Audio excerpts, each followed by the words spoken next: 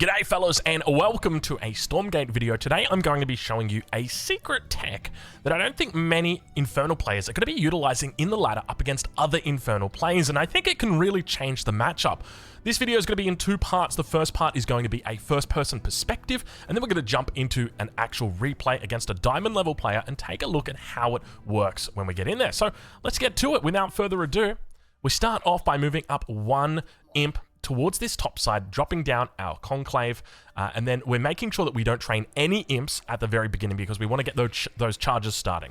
And then after that, we're going to be looking to place down our iron vault just towards the north of that, or just towards the top side of that. We're building a very, very nice wall here that'll help us out defensively. Once we place those two buildings down, we're going to jump straight into imp production, sending out another two imps over towards our luminite. We're going to rally up towards that top side on the speed camp. We're going to rally up both of those buildings because we're going to be looking to try and take the speed creep camp as quickly as we possibly can. From here, we're going to be rallying out one worker. So we've got 9 workers on Luminite, 1 on Therium. And then our next worker after that is going to be going towards the front to put down a meat farm. That is going to allow us to have a little bit of an extra defense on the front, but it will also help in protecting us by putting this wall down. It's really important that we have this wall at the front just to stop run-bys from fiends and whatnot. So now that we've gotten to this point where we're about to get our conclave up, we don't want to train any more imps, we just kind of wait, and now we're going to get our gaunt out. I'm just going to pause it, just because in addition to that, I've also got up here just a little bit of an Excel spreadsheet for what we've got. So this is where we're up to at the moment, making sure that we just stay on 10 imps on Luminite and only 1 on Therium. Don't build that 11th one, because what that will do is that will delay your brute. And if we delay the brute, then it means we're going to delay taking the camp. We want to take the camp as quickly as we can, just so that we can get out onto the map and look to continue creeping. Now, keep in mind that at the moment, I'm platinum. However, I'm quickly rising up the ranks, as they all say, quickly rising up the ranks. So hopefully we'll get to diamond sometime soon. But the game that we'll be watching shortly will be against a diamond player, just so you can see this secret technology in action. Or I say technology, it's not technology. I guess you refer to it as a tech in RTS, because it's you're going into a specific building that normally you wouldn't in this matchup. So we're just looking to try and kite this camp away. And in between this, what we're doing is we're making sure we're training our imps.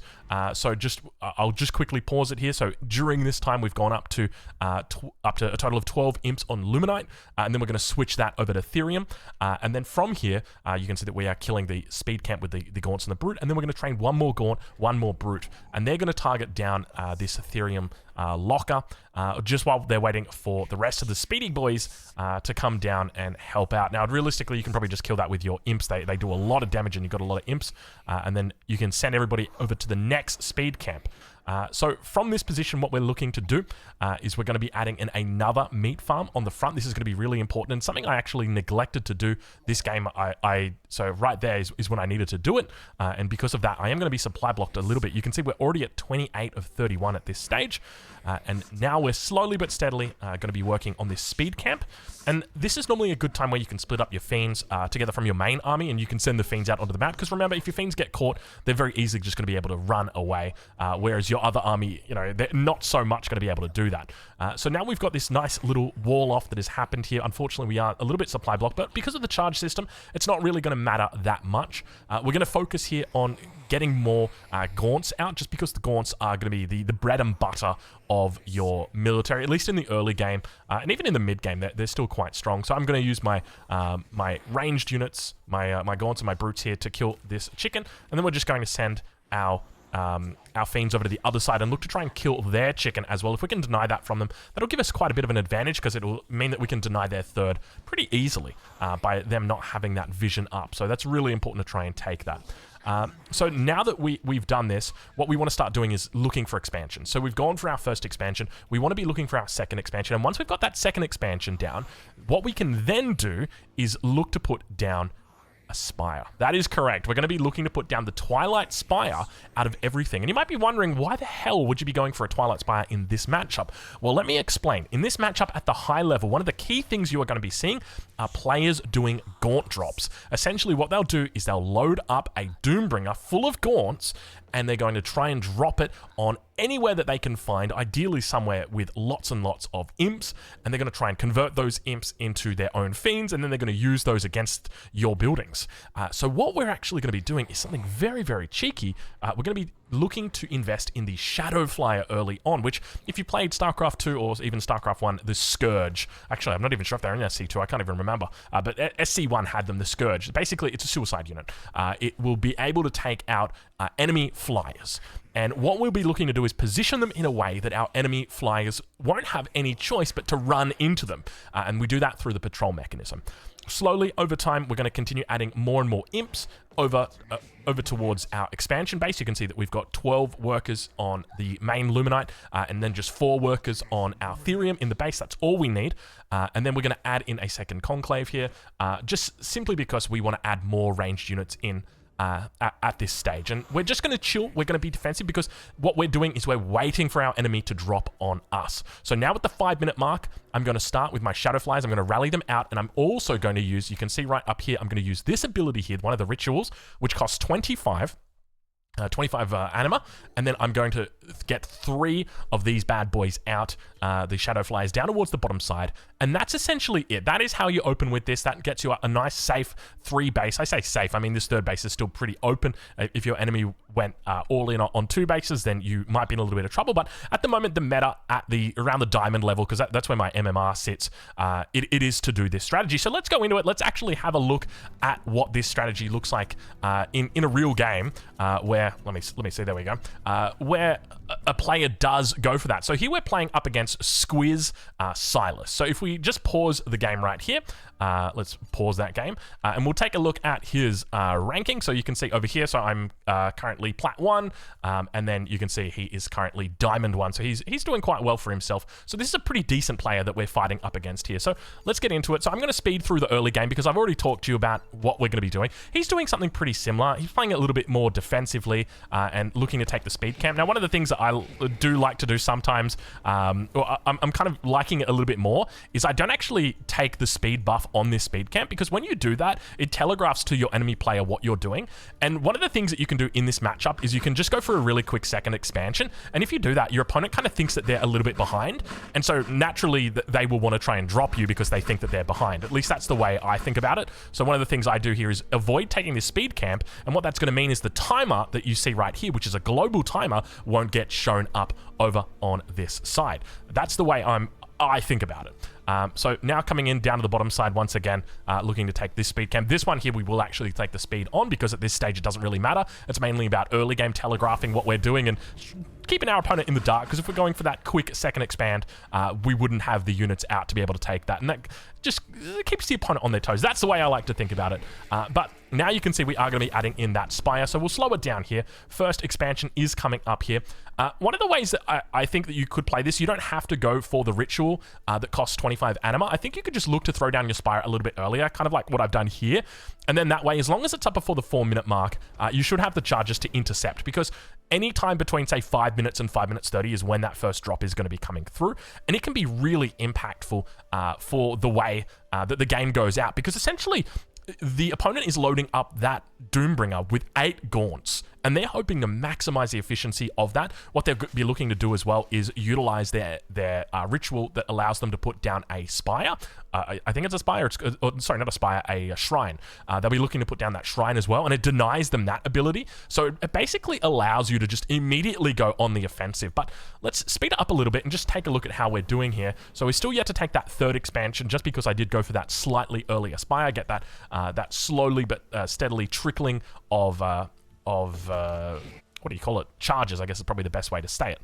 So opponent is on 2 base. He's got a couple of shrines behind, and back up here you can see that we have now got we've got our 2nd tier coming through. What's the 2nd tier called? The Greater Shrine. I'm so tempted to call it Lair Tech, but you know, I really shouldn't. But now we've got 2, so we'll actually need 3 down here to one-shot the enemy Doombringer. And if we only get 2 and the 3rd one they can dodge, which they can dodge if they've got really good timing. So I suspect that this might work at like the diamond level, but probably at like the masters level. I wouldn't be surprised if players are actually good enough to dodge this, because unfortunately the Shadow Flyers just they don't seem fast enough.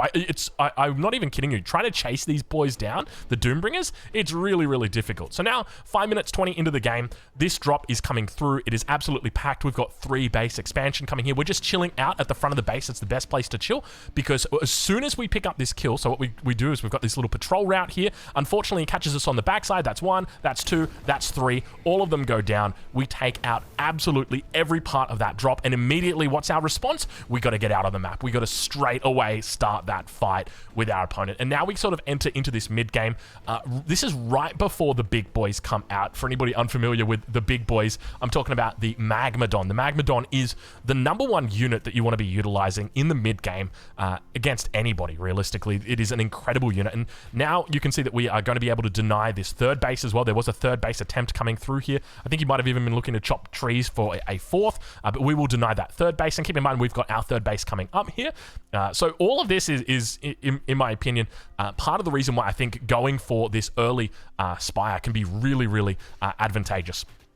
So now we're going to take a fight here because we should have the numbers advantage. Our opponents lost 8 gaunts, but remember they have the defenders advantage as well, which means that they are going to be getting their reinforcements closer than what we are. Making sure that in this matchup in particular, whenever our brutes get to low health like this, we're going to manually pop them so that our opponent won't get that extra fiend because they are infested. So we want to avoid that from happening. You can see I didn't do it there, and it means that a fiend did pop out. So the numbers now of those reinforcements have started to build here. So naturally, we need to get on out of there, but we're already in a pretty decent position. We're on 3 base. We've got full saturation on all 3 of our bases. Well, just a little bit under full saturation, but ideally we want that full saturation. We've got to be very careful here. You can see that this has come down here. This is going to be infesting all of our units. This is one of the special rituals that you will cast at the top of the screen, a really, really strong one. And this, of course, is used because our opponent didn't have or had the spare anima because he didn't get that drop off. So that's key to remember. Now, the other thing to note is that there might be secondary drops. So one of the things that you'll need to consider is getting out additional shadow flyers. But I think realistically, as long as you go and attack straight away, they're not going to be looking for that drop immediately after. So you've got a bit of time that sits there. Now, when it comes to this map, obviously it works well on this map, but it works pretty well on most maps because the majority of those drops are going to be looking around the edges of the map like this. So you can pretty much apply it there. When it comes to expansion, you can see that we're now going to be making our 4th shrine here directly on the Therium, and this is just simply because we need to get this Therium up. At this stage of the game, the most important unit is going to become the Magmadon, because if we've got the Magmadon out, we're going to be in a really, really fine spot. And you can see that now adding in our Shadow Cleft here will enable us to get that Magmadon online, and making sure that we pick up that early upgrade as well. That's going to be really key for us here, looking to get that upgrade that allows them to get that stun off. So now our opponent is only just taking their 3rd base. You can see that they've already got some pretty decent saturation over there. It looks like there's probably about 8 or so imps already, but we are now taking our 4th base, and that is the difference right there, just allowing us to deny that out because we picked up that drop. We've got some solid defenses coming up, and keep in mind these defenses aren't going to stop an army, but they will buy you time, and that's the reason why you go for just a couple of you know, a couple of stones, or I think they're called, what are these bad boys called? Shroud stones, I think. Just a couple of them like that. I always like to put a couple up at new bases as well. Really important. And on this map especially, trying to secure the middle is incredibly important. I love just looking to try and take the middle. So we'll speed it up a little bit. Now that we've got the Magmadon out, the very first Magmadon is going to come to the middle here, and we'll look to just take these trees down. You can technically chop through this with a worker. So if you just grab a worker and you attack move one of those trees, that will allow you to do it. But to be honest, it's difficult because if your opponent does spot that you're in there, they'll be able to really prepare quite an attack against you, and you've only got this one little way in. So I'd normally like to wait for my Magmadon, clear that bad boy out, and then obviously spreading out my Shroud towards that expansion, just so we maintain really, really decent coverage on these units, so that they're not losing that white health off the top, which is quite crucial.